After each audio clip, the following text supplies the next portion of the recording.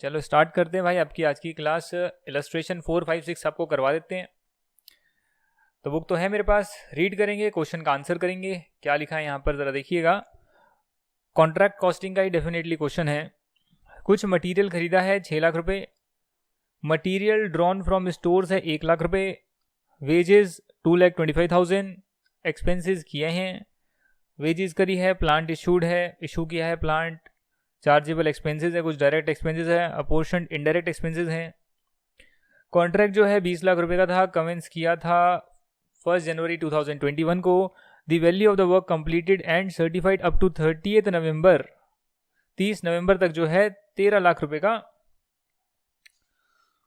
30 नवंबर तक जो है 13 लाख रुपए का जो है, वैसे मैं करवा चुका हूँ ये वाला आपको। जो वर्क है वो सर्टिफाई हो गया, of which 10,40,000 was received in cash. बाकी जो है रिटेंशन मनी में रख लिया होगा, क्योंकि जनरली सारे पैसे नहीं देते,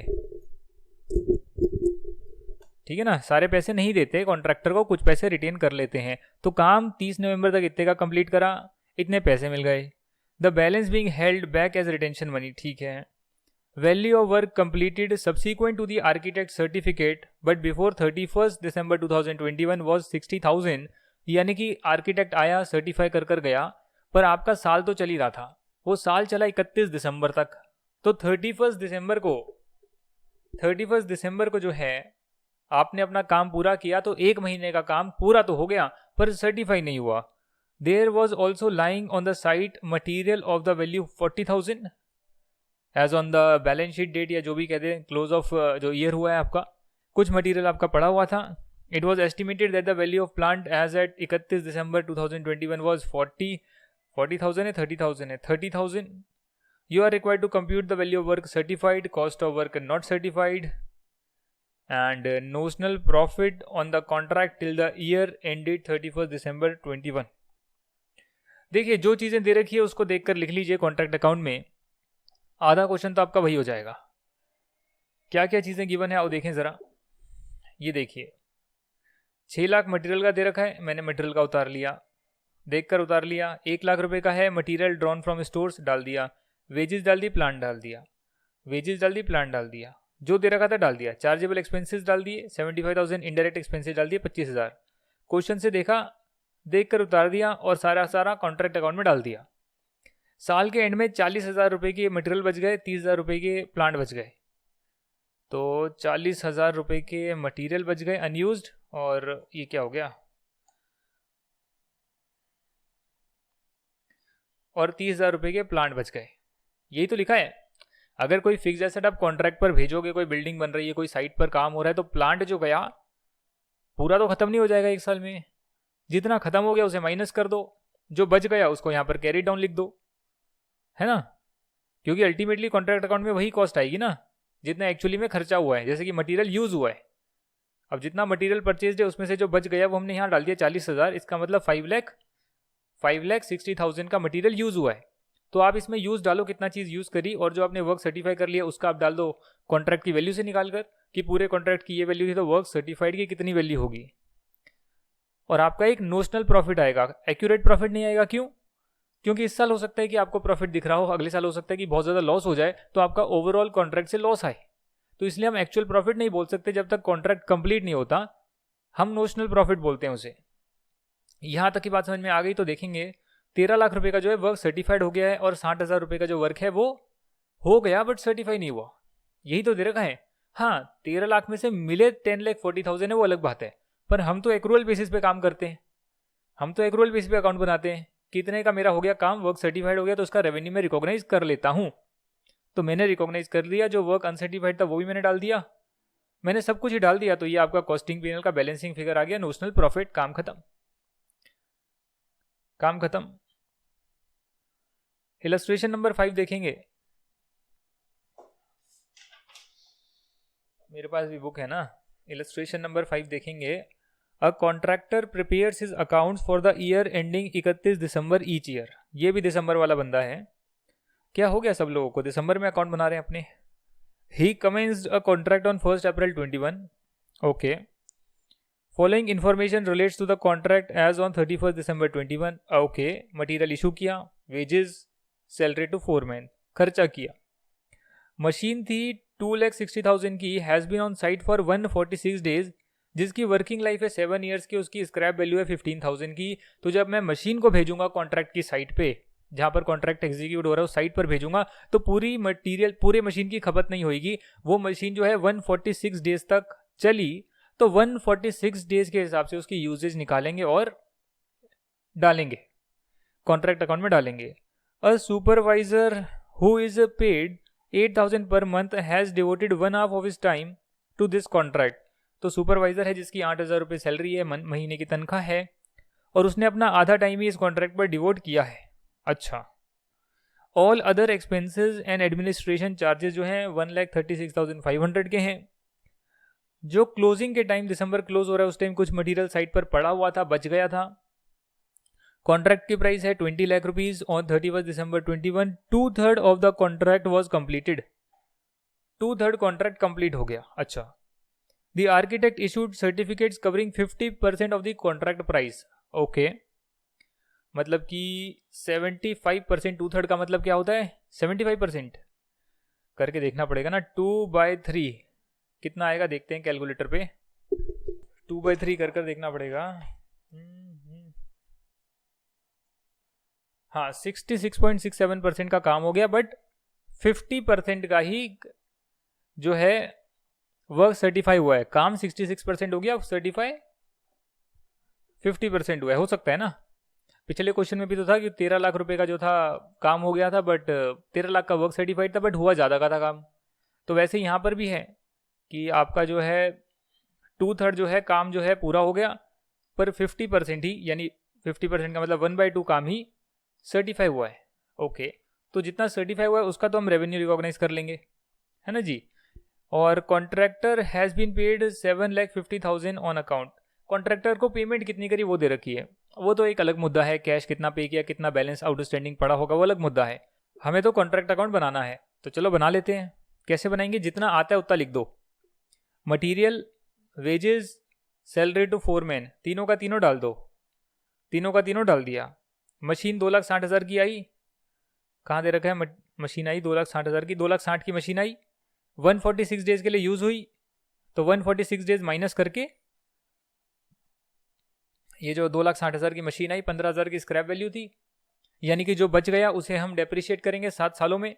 तो एक साल में कितना करेंगे आ गया, 365 दिन में कितना करेंगे आ गया, तो 146 डेज में कितना होगा, 14,000 रुपये तक का होएगा। तो इसमें से 14,000 माइनस कर दो, इसका मतलब कि जितना मशीन यूज हुई उसे हटाकर मशीन की क्लोजिंग वैल्यू भी 2,46,000 की अभी पड़ी हुई है, खर्च नहीं हुई है।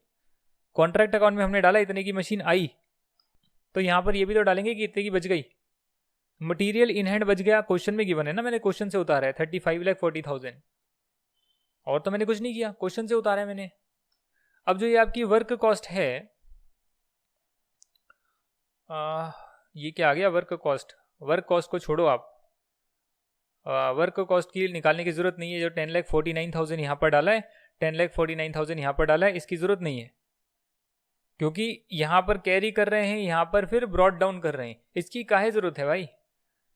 सुपरवाइजर की जो सैलरी है वो आपको पता है 8,000 पर मंथ है, तो 8,000 पर मंथ जो है अप्रैल मई जून जुलाई अगस्त सितंबर अक्टूबर नवंबर दिसंबर 9 महीने हो गए, तो 9 महीने की सैलरी, बट उसने अपना टाइम जो है आधा दिया है, तो आधी सैलरी जो है कॉन्ट्रैक्ट पर चार्ज होगी, बाकी आधी जहाँ पर उसने और काम किया है वहाँ पर चार्ज होगी।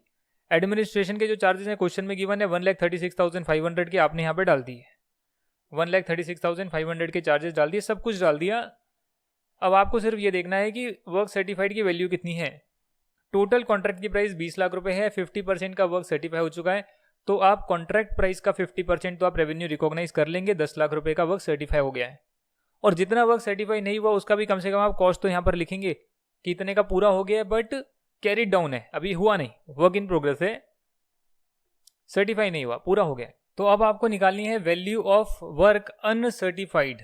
ये वैल्यू कहाँ से आई 2,62,250 की, ये सबसे बड़ा सवाल है, यही सबसे बड़ा सवाल है ना। आपने किया क्या, आपने सारी कॉस्ट डाल दी, आपने जो बैलेंस कैरिड डाउन था वो आपने डाल दिया, जो वर्क सर्टिफाई हो गया था वो तो आपको मालूम है कि अगर भैया 50% का वर्क सर्टिफाई हो गया, टोटल 20 लाख रुपए का कॉन्ट्रैक्ट का प्राइस है, तो 10 लाख रुपए में रिकॉग्नाइज कर लूंगा। रेवेन्यू 20 लाख का है, उसका एक प्रपोर्शन का रेवेन्यू मैंने इस साल रिकॉग्नाइज कर लिया, क्योंकि इतना सर्टिफाई हो चुका है ना। बाकी जो कंप्लीट हो गया सर्टिफाई नहीं हुआ वो आया है आपका 2,62,250। ये कैसे आया, ये इसका बड़ा सबसे बड़ा सवाल है। जो वर्क आपका कंप्लीट हो गया बट सर्टिफाई नहीं हुआ वो आपका 2,62,250 है, और ये कैसे आया ये आपको देखना पड़ेगा, है ना जी। आपके क्वेश्चन में क्या लिखा है दोबारा से पढ़ेंगे इसको। देखिए कॉन्ट्रैक्ट का प्राइस है 20 लाख, समझ में आता है, और आर्किटेक्ट ने 50% का सर्टिफिकेट दिया है, इसको ध्यान से देखेंगे हम लोग। 20 लाख रुपीस का जो है कॉन्ट्रैक्ट का प्राइस है, 50% जो है उसके लिए सर्टिफिकेट मिल गया है,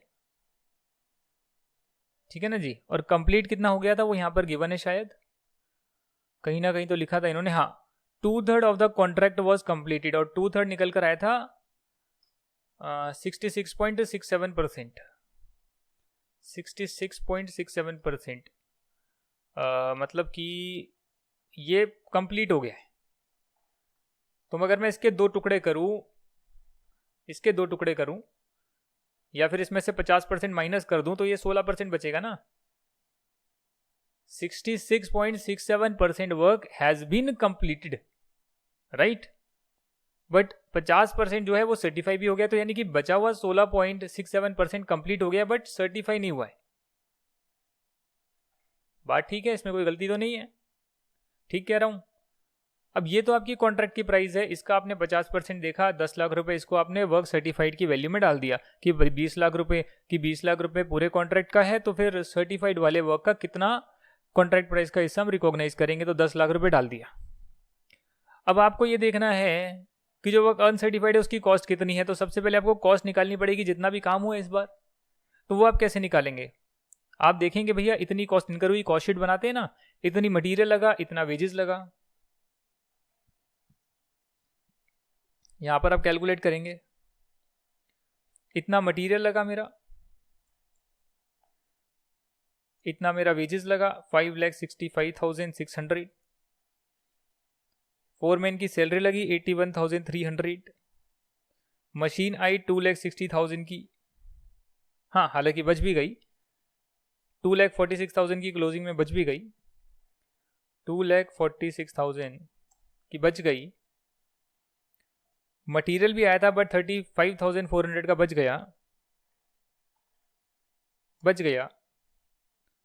और सुपरवाइजर की सैलरी थी 36,000, और एडमिनिस्ट्रेटिव चार्जेस थे 1,36,500, तो 10,49,000 की एक तरह से मेरी टोटल कॉस्ट लगी। 10,49,000 की मेरी टोटल कॉस्ट लगी। अब ये जो टोटल कॉस्ट है, अगर मैं टोटल कॉन्ट्रैक्ट की कॉस्ट देखूं, एस्टिमेट करूं, तो उसका करीब करीब मैंने 2/3 काम करा है, तो उसके हिसाब से ये आई है। चलो इसको भी नहीं देखते, क्योंकि टोटल कॉन्ट्रैक्ट कॉस्ट कितनी होगी जरूरी थोड़ी ना कि उसी रेशो में इनकर हो। जिस रेशो में मेरे पास ये आई है 10,49,000 का आया है, जरूरी थोड़ी कि इसी रेशो में फ्यूचर की कॉस्ट इनकर हो, जो बाकी का 1/3 बच गया है काम। तो चलो मैं मान लेता हूँ ये 10,49,000 जो मेरी कॉस्ट आई है, ये मेरी टोटल कॉस्ट लगी है। बात समझ में आ गई। जो मेरा टोटल काम हुआ है वो हुआ है 66.67% का टोटल काम हुआ है, जिसमें 50% का हिस्सा सर्टिफाई हो गया है, और 16.67% का जो है वो सर्टिफाई नहीं हुआ है। तो 66.67% का 16.67% कितना परसेंट है, बात समझ रहे हैं आप। मतलब कि अगर ये तो यार टोटल करेंगे तो 66.67% आ रहा है, बट मैं ये कहूँ कि ये जो 10,49,000 है खुद ही 66.67% है, तो इसका कितना परसेंट कॉस्ट जो है वर्क सर्टिफाइड के लिए जाएगी, कितनी वर्क अनसर्टिफाइड के लिए जाएगी, उसको मुझे अलग करना है। एक तरीका तो ये है बहुत आसान सा, जो मैं पहले काट दिया हूं। हो सकता है कि आप ऐसे माने कि टोटल अगर कॉन्ट्रैक्ट की प्राइस x है तो उसका 2/3 जो है वो 10,49,000 आया है। तो टोटल कॉन्ट्रैक्ट की प्राइस कितनी होगी, x equal to 10,49,000 multiply by 3/2। 10,40,000 वैसे लिखा हुआ था पहले से, 10,49,000 divided by multiply by 3 divide by 2, 15,73,000 जो है यही था क्या कुछ, 15,73,500 टोटल कॉन्ट्रैक्ट की प्राइस होनी चाहिए, जिसका 50% सर्टिफाई हो चुका है और 16.67% जो है सर्टिफाई नहीं हुआ है, और जो बाकी का बच गया, जो 30-40% जो बच गया है, 34% के करीब, 33.37% के करीब, वो काम होना बाकी है, वो अगली बार होगा, अगली बार कॉस्ट इनकर होगी। तो इसका अगर मैं 16.67% देखूं कि जो वर्क मेरा हो गया बट सर्टिफाई नहीं हुआ, तो 16.67 ऐसे ही कुछ आएगा क्या? 16.67 को अगर मैं 16.667 कर लो, 16.667% डिवाइड बाय 100 तो 0.16667, 2,62,255। वैसे 250 आएगा अगर एंड तक डेसिमल पॉइंट तक आप लोगे, जो कि आपको लेना चाहिए। If you are using any number जो कि पॉइंट्स में आ रहा है, उसको मल्टीप्लीकेशन के लिए यूज़ करना है, तो उसे कैलकुलेटर पर सेव करके रखेंगे, जैसे कि मैंने यहाँ पर किया था कैलकुलेट। नीचे 0.6666 जो आया था ना, जो भी आया था उसे आप सेव कर रखेंगे, 16.666667 ऐसे करेंगे तो यही अमाउंट आएगी, ठीक है ना। तो बस बन गया, काम हो गया आपका, कॉस्टिंग P&L में चले जाएगा प्रॉफिट जो आ रहा है, क्योंकि मैंने यहाँ पर डाल दिया जो मेरा वर्क सर्टिफाई हुआ उसका मैंने रेवेन्यू से निकाल कर डाल दिया, जो सर्टिफाई नहीं हुआ बट पूरा हो गया उसका मैंने यहाँ डाल दिया, कॉस्ट डाल दी, कॉस्ट कैलकुलेट कर ली कि भाई अगर जो मैंने अभी काम किया वो 2/3 है तो टोटल कॉस्ट कितनी होगी उस हिसाब से। तो टोटल कॉस्ट अगर 100% है तो उसमें से हमने 66.6% काम करा है, 66.67% काम किया है, जिसमें 50% सर्टिफाइड का है और 16 पॉइंट समथिंग है work completed but not certified. तो उसकी कितनी कॉस्ट पड़ेगी वो मैंने देख ली, मैंने यहाँ पर सब कुछ डाल दिया, बैलेंस कैरी डाउन डाल दिया। तो जो मैंने अभी काम किया इस पर्टिकुलर मंथ में, अप्रैल से दिसंबर तक, उसका मेरा प्रॉफिट आ गया, नोशनल प्रॉफिट, एक्यूरेट नहीं है, क्योंकि जो है आने वाले टाइम में हो सकता है ज़्यादा कॉस्ट लगे और आपको लॉस आए प्रॉफिट की जगह। अब हम करेंगे इलस्ट्रेशन नंबर 6। ये आखिरी इलस्ट्रेशन आपको करा रहा हूँ, आपका बाकी सारी इलस्ट्रेशन हो चुकी है। इलस्ट्रेशन 6 पढ़ना मेरे साथ। मैसर्स बंसल्स एक कंस्ट्रक्शन कंपनी है, took a contract of 60 lakh rupees expected to be completed in 3 years. The following particulars relating to the contracts are available. मतलब ईयर 2021, 22, 23 3 साल का कॉन्ट्रैक्ट है और तीनों सालों का गिवन है आपको। ये बड़ा इंटरेस्टिंग है, और इसमें आपको कॉन्ट्रैक्ट अकाउंट तो बनाना है तीनों सालों का। अच्छा, तीनों सालों का कॉन्ट्रैक्ट अकाउंट बनाना है तो बना लेते हैं। पहले 1 साल का बना लेते हैं, यहां पर करके दिखा देता हूं चलो आपको। कॉन्ट्रैक्ट अकाउंट, पहले साल मटेरियल लगा 6,75,000 का मटेरियल लगा, वेजेस लगी 6,20,000 की। पेपर में पूरा लिख देना, मैं शॉर्ट में लिख रहा हूं यहाँ पे 6,20,000। ट्रांसपोर्टेशन कॉस्ट लगी 30,000, लैक्स में लिख रहा हूं ट्रांसपोर्ट, और अदर एक्सपेंसेस हैं 30,000।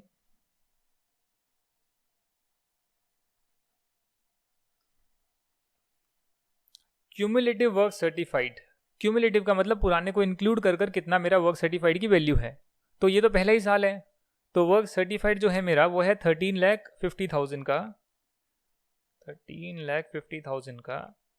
वर्क कंप्लीटेड बट अनसर्टिफाइड है 15,000 का, uncertified. Plant costing 3 lakh was bought at the commencement of the contract. Depreciation 25% per annum का चार्ज करेंगे WDV पर, ठीक है। प्लांट 3 लाख रुपए का आएगा बिगिनिंग पे, और डेप्रिसिएशन 25% का चार्ज करेंगे, बाकी प्लांट कैरी डाउन रहेगा, यानी 3 लाख में से 25% घट गया। करने की जरूरत नहीं है वैसे, 3 लाख में से 25% मैंने निकाला, उल्टा हो गया भाई, मल्टीप्लाई करना है। 3 लाख में से 75,000 माइनस कर दिया तो 2,25,000 का आ गया।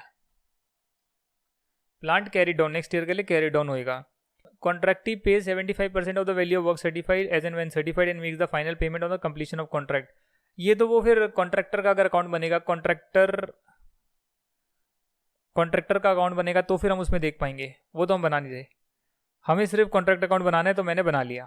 यहाँ से मैच करेंगे, मैच करें 6,75,000, 6,75,000, 6,20,000, 6,20,000, transportation cost 30,000, 30,000 other expense, plant है 3 लाख रुपए का, कैरी डाउन है 2,25,000 का, वर्क सर्टिफाइड है 13,50,000 का, अनसर्टिफाइड है 15,000 का, टोटल बैलेंस आ गया कॉस्टिंग पीएनएल में, लॉस आपने डाल दिया, लॉस आ गया पहले साल में। मतलब जितना प्रपोर्शन आपने वर्क को कंप्लीट करा, कॉस्ट जो आपने एक्चुअल लगी वो देखी, तो जितना प्रपोर्शन कंप्लीट किया उसका रेवेन्यू डाला तो पता लगा कि आपने कॉस्ट ज़्यादा इनकर कर ली है उस पर्टिकुलर प्रपोर्शन के लिए। अब सेकेंड ईयर है तो सेकेंड ईयर में क्या होएगा, सेकेंड ईयर में जितना वर्क सर्टिफाई आप कर चुके हो, अनसर्टिफाइड कर चुके हो, जो आपका कैरी डाउन बैलेंस है उसे आप यहाँ पर लेकर आएंगे नेक्स्ट ईयर के कॉन्ट्रैक्ट अकाउंट में। वर्क सर्टिफाइड इतना मेरा ऑलरेडी था, वर्क अनसर्टिफाइड ऑलरेडी मेरा 15,000 का था। नेक्स्ट ईयर है ये 2022 कॉन्ट्रैक्ट अकाउंट। और मटेरियल का खर्चा किया 10,50,000 का, 10.50 लाख मटेरियल लगा, और वेजेस लगी 9 लाख रुपए की, तो वेजेस डाल दो, जो भी खर्चा लगा डाल दो।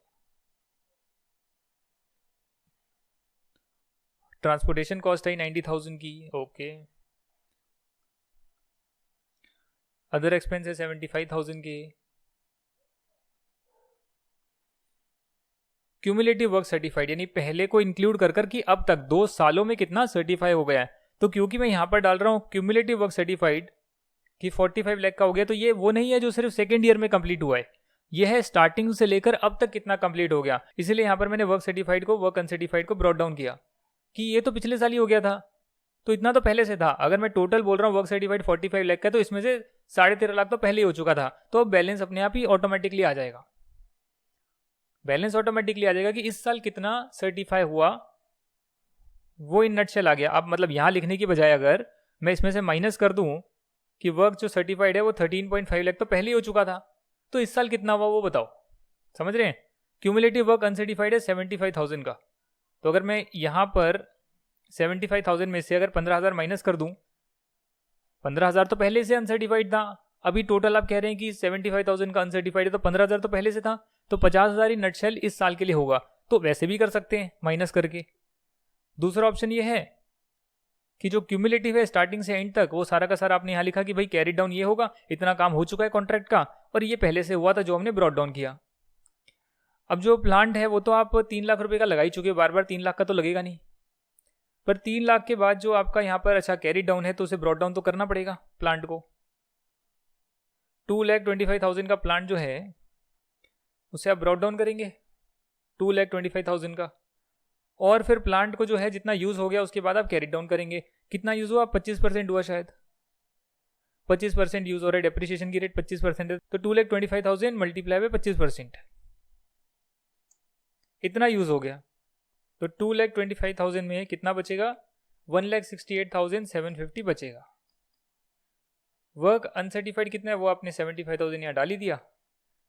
अब इसे मैच कर लो अपने आंसर से। प्लांट आ गया, ये रहा 1,68,750 आ गया, हमारा भी आ गया 13.5 लाख, 15,000 ब्रॉट डाउन। मटीरियल है 10.5 लाख, वेजेस 9 लाख, 90,000, 75,000, 9 लाख, 90,000, 75,000, बस हो गया। ये 45 लाख 75,000, 45 लाख 75,000, खत्म। कॉस्ट डाल दी, यही तो होता है, कॉस्ट डालते हो, सेल्स डालते हो, फिर प्रॉफिट आता है, वही तो हमने किया है, हो गया। अब सिमिलरली थर्ड ईयर का करेंगे, जो यहाँ पर कैरी डाउन है उसे आप वहाँ पर ब्रॉट डाउन करेंगे, जैसे प्लांटेड साइट है, वर्क जितना हो गया, क्यूमुलेटिव वर्क कितना हो गया है, सर्टिफाई कितना अनसर्टिफाई हो गया है, ब्रॉट डाउन करेंगे।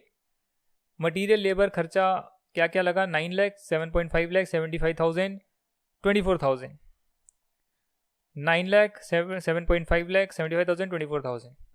प्लांट जो था वो 1,68,750 का ब्रॉट डाउन था, 25% डेप्रिसिएशन यूज हुआ, तो बाकी यानी कि 75% बच गया। 25% माइनस कर दो जो इस साल यूज हो गया, बाकी कैरी डाउन करेंगे प्लांट की वैल्यू, क्योंकि अल्टीमेटली तो अगर आप प्रॉफिट देख रहे हैं तो यही देखेंगे ना कि एक्चुअल में कॉस्ट कितनी लगी। ये तो एसेट है, या तो आप सिर्फ यहाँ पर बैलेंसिंग फिगर डालो कि डेप्रिसिएशन कितना है, बट इसको हम ऐसे नहीं बनाते, हम यहाँ पर ब्रॉट डाउन भी लिखते हैं कि इतना वैल्यू का था, जितना यूज हो गया माइनस करके इतना कैरी डाउन करेंगे, और ऐसे आपका अल्टीमेटली यूजेज निकल जाता है। कॉन्ट्रैक्ट जो था वो पूरा हो गया, 100% कंप्लीट हो गया, तो 60 लाख का कॉन्ट्रैक्टी के अकाउंट में डाल देंगे कि अब उसे पेमेंट भी फाइनल करनी है, तो 60 लाख रुपए का कॉन्ट्रैक्टी के अकाउंट में डाल दिया। ये आपका कॉस्टिंग का P&L आ गया इस पर्टिकुलर ईयर का।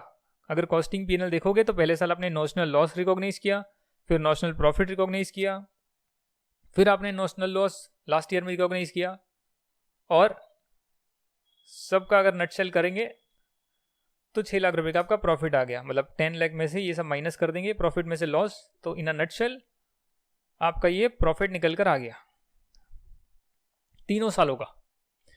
क्वेश्चन 7 में आपको करा चुका हूं, एस्केलेशन क्लॉज के बारे में चैप्टर आपका कंप्लीट हो गया है।